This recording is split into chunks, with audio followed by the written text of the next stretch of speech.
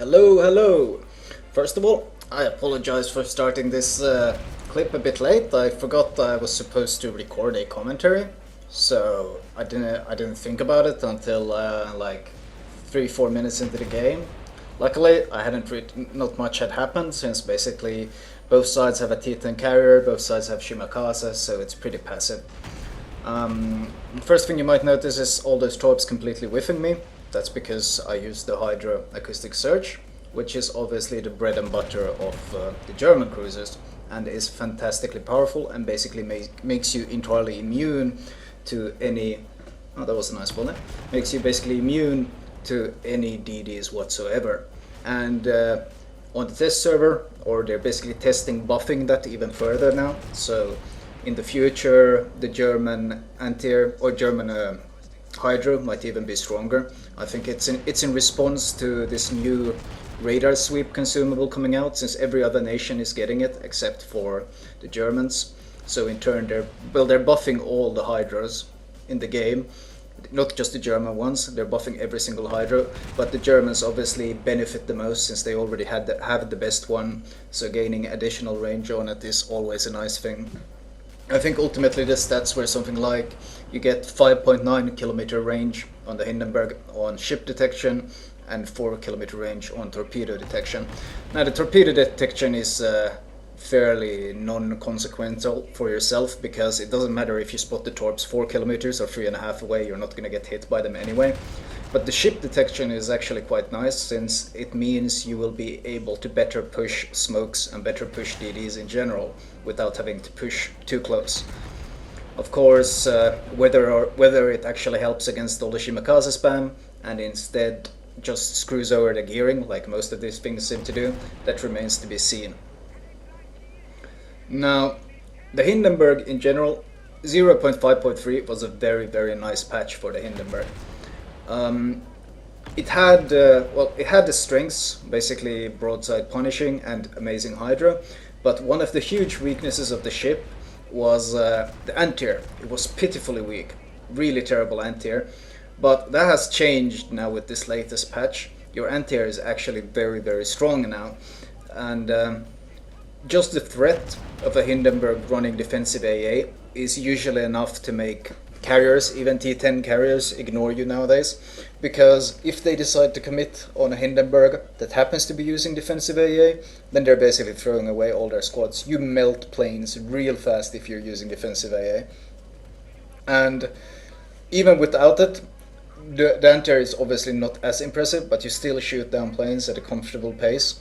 As you can see, this fighter squad that's trying to kill my fighter plane, and he got too close to my anti-air, so I shot down the entire T10 fighter squad. So overall, the 0.5.3 has been very nice to the Hindenburg. It got buffs in one of its basically largest weaknesses, which was the lack of anti-air. So ultimately, very nice. Now, as you can see, I'm constantly detected. There's also a Montana back there who's pushing up quite fast, and the Hindenburg giving broadside, so I'm turning away, trying to angle myself.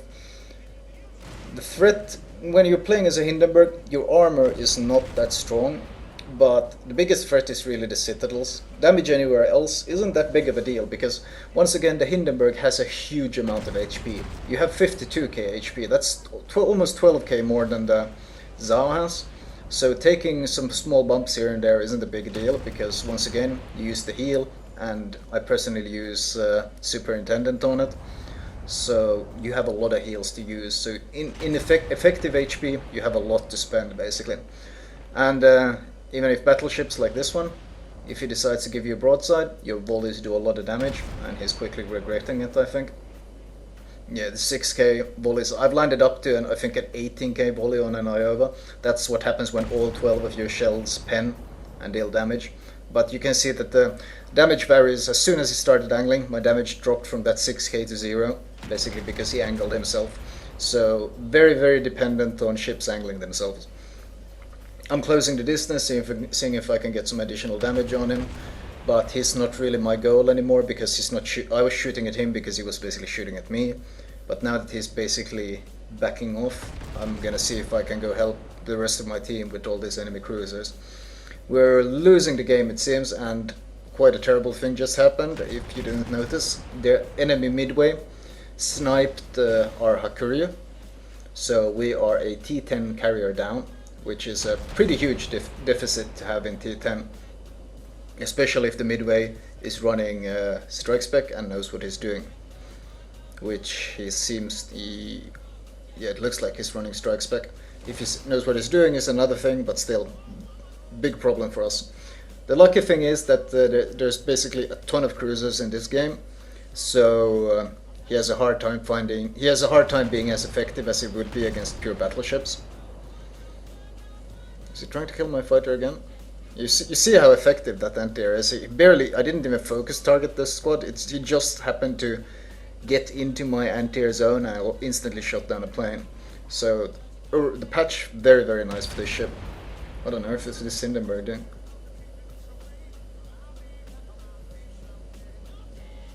I have no idea what this Hindenburg is doing. And now he's moving. Maybe he was lying in ambush for someone to come around the corner, and I basically blew his ambush. Once again, as I started closing in here, I obviously popped my Hydro, because I knew they have DDs. So you see how far away I spot these torps. This is why I prefer running Superintendent over Vigilance, even in 0.5.3 with the faster torps. Because if you die to torps, or well, it's so rare, basically they have to catch you at a time when you're dumb enough to not use Hydra or it's on cooldown. And I've gotten my timing down fairly well on it, so that I honestly don't ever get torped in the Hindenburg, unless it's basically unavoidable. But usually you have so much immunity time with Hydra that it's quite easy to just avoid it. I'm a bit worried here. I have to give broadside to the Hindenburg. Luckily he's not focusing on me, because I have to deal with this Admiral Hipper that's going YOLO on me. That should be... is that enough? Nope. Okay, my volley on the other Hindenburg killed him, so I should actually be able to secure a quite nice double strike here. Yep, double strike. Oh shit, but now the Montana started focusing me. He got a nice chunk of damage on me, but once again I pop a heal. I still have 2 heals left after this. So it's not... having Superintendent just gives you a lot of fighting power, basically. In these long drawn out fights where you constantly take some damage, having these multiple heals is very nice for the fighting power. Those torps were launched while my Hydra was still active, so there's no chance of me eating them. Not going to happen. I'm a bit careful. I really want to close in on this Zao. The closer I get, the more reliably I can penetrate his armor, and the higher my DPM becomes. Because of the build I use, the one that I used even before 0.5.3, my Hindenburg doesn't have the additional range mod that I use on the Zao and on the Des Moines. Instead I have the reload mod. And the actual DPM that you get with using this reload mode is absolutely insane. You get 482,000 DPM, which is even higher than the Des Moines DPM, because the Des Moines can obviously not use the reload module. It needs the range mod because the range is so pitiful on the Des Moines. But you don't need it, and your DPM is nuts. And obviously, the closer you get, the more efficiently you can utilize that DPM. And this Zao, well, I think he's a bit too arrogant with his ship. I think most Zaos nowadays seem to think that the ship is God mode. The strength of this ship is not the close range fight. The strength of the Zao is the ability to stealth fire from range. But if you actually try to close distance and give broadside to something like a Hindenburg, then you're gonna have a really fucking bad time. Like, I'm not even kidding. This is such a bad decision, and I think he's noticing it about now. When he suddenly starts eating 14k in a single volley, that's when he noticed, oh shit. And now he's in such a position that he can't really back away, and I already citadel him again. Well, very bad decision making. Oh, there's Fubuki here. Okay, now I have no interest in chasing this Fubuki. I'm pretty sure he's launching torps and shit behind him, because there's a rune popping up from around the corner. If I go chasing that Fubuki, it means I will get broadside to him. Since the Fubuki went behind the island, I'm just gonna ignore him for now. Yeah, there's the torps he was hoping I would sail into. I'm just slowing down. I'll deal with this rune first. I'll calmly turn my turrets, deal with the rune, let the Fubuki go on his little adventure that he hopes I will follow him. No, you have to prioritize targets, and you have to prioritize your own position. I activated Hydra, so I can see, I have wallhack, I see him on the other side of the island. So I start moving forward, keeping my distance from him. He's obviously trying to rush me with his torps or something. No need for me to bother with him yet. He can't do anything yet, so I'll focus on the main target and angle myself toward the main target while moving away from the Fubuki. This is very important. Always choose the target that is the biggest threat to you if you're in a situation like this. Okay, of course sometimes you go for the sweet shots and such, but if you're in tense like situations like this where there's high risk, always go for the biggest target. The rune looks just about dead, so I'll switch to HE real quick, dodging the torps. Yeah, the rune died soon after. And now I deal with the Fubuki. There was no need to go chasing and hunting him down until this. Better to play it safe and deal with the big threat, which was the rune. And as you have seen in my vids, the rune can indeed pack a very mean punch if you give him broadside, hence why I avoided it at all cost. But if you're in a situation basically where you're uncertain what you should do, try to deal with the biggest threat. That's usually the best option. Of course there are exceptions, like if you're certain you're going to die or something like that, then you just go for the dumbass who's giving you a broadside, or the high priority DD that happens to be visible. Basically try to take someone with you or do as much damage to something vital before you go down. But if you're in a case like that, always go for basically the biggest threat. The Fubuki was on the other side of the island, he was zero threat, I could ignore him. The rune on the other hand, he had open shots at my broadside, he was absolutely the biggest threat if he decided to focus me. Now the Montana looked like he wanted to close the distance with me, but then he changed his mind. Trying to angle myself against him. Oh, he got a really good penetration on me. I think I'm gonna wait for one more volley from him, then I'll pop my last heal. Oh, their enemy midway showed himself. We're actually managing to turn this game around. It looked like they had a huge advantage having the midway when we had no carrier. But I think I'm getting some good AP volleys on him. Yep, that's him dead. Oh nice, I got Kraken. I haven't even been paying attention to my kills. I think though, turning to shoot that might cost me some... Yeah, that cost me a big chunk of HP. That's basically the problem. Even at this point, I'm trying to make the choice between... If I angle myself perfectly against him, then I'm hoping, basically praying to the RNG gods that he won't deal, that he won't pen me and citadel me from the front. But I risk losing my guns then, and at this point I'm fairly certain we have won this game. So I'm honestly I'm trying to maximize my own damage by using all 4 of my turrets, while simultaneously trying to minimize the damage that I take. So just closing the distance and basically pumping out as much damage as I can. He's entirely focused on me, but the rest of my team is closing in on him, so even if I go down here, we have won the game at this point, so I'm just trying to get as much damage as possible. Angling. Let's see if I manage to dodge. I'm so close that it's quite hard to dodge at this point. I instantly use my repair to repair my turret, because there's no risk of anything, or it doesn't even matter, I just want more DPS.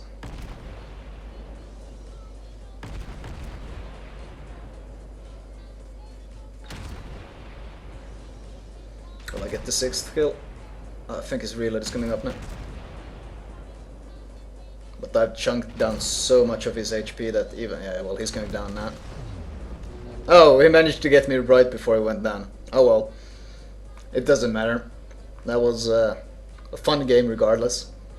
I think I got a nice chunk of money from this game. And you might see that I got 1.4k free XP. That's because for the first daily win, I always use my Papa flank, which gives you 300% free XP. So you time it with the multiplier and you end up getting a ton of free XP. I broke 3k base XP, which is always nice, especially considering the matchup. Damage wise, it looks like 192k, yeah, a bit over 192k, which is always nice. Repair costs, of course, but overall, quite a nice game. As usual, I will start with the modules, or well, in this case upgrades, since this is a T10 ship. I'm still using exactly the same build I used before, 0.5.3, so absolutely nothing has changed. I'm using the pure gun spec with the reload instead of the range, which pushes your DPM into those insane numbers. Of course, damage control, since the other two are useless. Turning, or rudder shift, because your default rudder shift is awful. And stealth as the final one, so your concealment isn't as awful as it normally is. Captain perks wise, I'm pretty sure it's mostly unchanged still compared to what I used before. I have the 3 basic perks, or well, let's go in the order of importance. situation awareness first, turret traverse second. I prefer superintendent over vigilance, as you can see, because I use hydro quite frequently. So in my opinion, an additional hydro and a heal makes up for not having vigilance all the time, because, well, hydro is so goddamn strong on the German ships. Fourth, I use improved range on both AA and secondaries, because I find all the other ones completely useless. Especially this survivability expert that a lot of people are going for, please. This is such a small bump, like 4k HP, seriously? That's like one shell, one battleship shell that happens to penetrate. Doesn't even have to sit at all, just random shell hitting you. It's not worth it. Instead get this advanced firing training, much more range on your anti-air and better secondaries. And finally, fifth, concealment expert. Once you have those, aka 15-point captain, 16th point into basics of survivability, 17th point into basic firing training for better AA and better secondaries. With these mods, my AA is 97. You notice that I'm not using any AA upgrades at all, but my AA defense is still 97. And the range on the best one is 6 kilometers, and it does a considerable amount of DPS. So personally, I'm quite happy with this current build that I'm using. Anyway, that was my Hindenburg revisit. I hope you enjoyed it.